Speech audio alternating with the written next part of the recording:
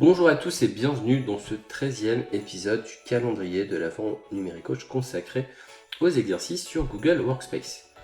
Alors aujourd'hui, je vous ai préparé 5 exercices dans Google Slides, l'outil de présentation. Premièrement, vous allez ouvrir le modèle intitulé Recettes dans la galerie de modèles proposée par Google.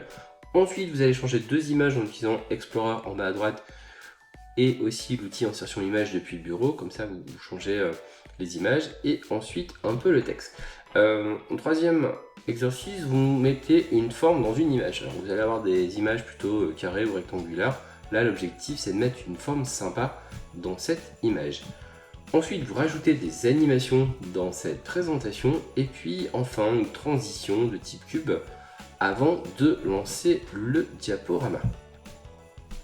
Je vous invite à mettre maintenant cette vidéo en pause pour faire ces exercices et puis dans quelques instants, on se retrouve comme d'habitude pour le corriger. C'est à vous! Allez, c'est parti pour le corriger.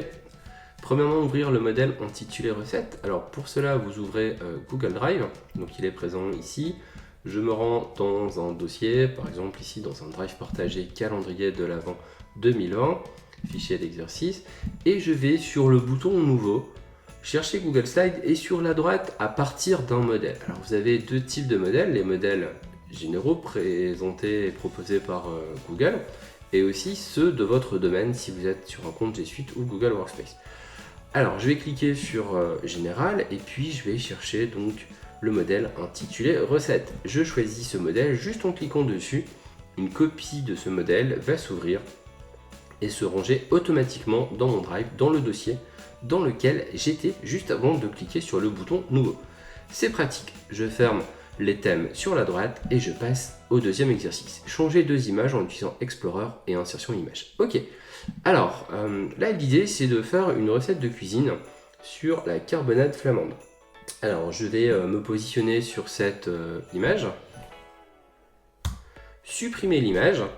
Allez en bas à droite sur le bouton Explorer, tapez ici le mot-clé carbonade flamande, l'un de mes plats préférés. Je vais sur la partie image et je vais donc ici retrouver une image de carbonade flamande.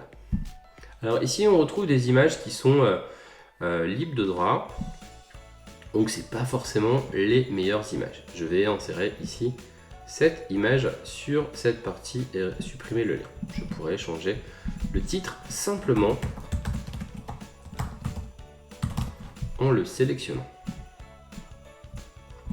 Ok. Alors sinon, pour changer cette image avec le menu insertion, je supprime l'image ou je fais clic droit remplacer. Insertion image, importer depuis l'ordinateur. Je vais sélectionner cette jolie image et l'insérer directement ici. Il ne me restera plus qu'à modifier le texte. Voilà pour ce deuxième exercice, insertion d'image et modification de texte. Si vous n'avez pas de zone de texte, comme ici, hop, je vous invite à la créer en cliquant sur cette icône et ensuite vous définissez le périmètre pour la zone de texte. Troisièmement, mettre une forme dans une image. Alors je retourne sur cette jolie photo et là, juste à côté du bouton recadrer l'image, j'ai une possibilité de masquer l'image et d'appliquer une forme sur cette image. Regardez bien, si j'utilise ce type de forme, j'ai quelque chose d'un peu plus sympa ici pour illustrer mon livre de recettes. Je reviens sur cet outil masquer l'image pour choisir une autre forme. Je vais prendre par exemple celle-ci. Très bien. Je continue les exercices. Quatrièmement, rajouter des animations. Alors, par rapport à cette image qui est là, je vais faire un clic droit et trouver animer. Sur la droite, je vais pouvoir faire un fondu lors d'un clic et régler la vitesse d'apparition de l'image. Par exemple, ici, 2 secondes pour que cette image apparaisse.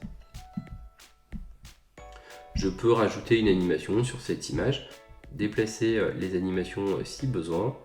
Je peux également les supprimer.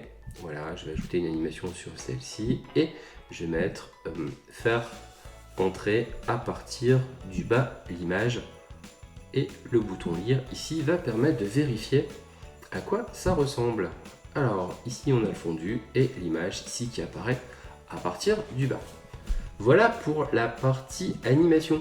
Il ne reste plus qu'à voir le 5e exercice, ajouter une transition de type cube et lancer le diaporama. Je me positionne sur la première diapositive, je clique sur transition. Ici, je vais appliquer la transition de type cube, appliquer à toutes les diapositives, régler la vitesse, ça va de 0 à 5 secondes. Donc je vais mettre par exemple 1 seconde. Pour cette transition, il ne me reste plus qu'à lire en haut à droite pour vérifier cette présentation. Alors, je vais cliquer pour faire apparaître les images en fondu et vers le bas. Ici, on a l'effet cube. Hop, je reclique. On a l'effet cube qui dure 1 seconde. C'est parfait. On retrouve notre fameuse carbonate flamande.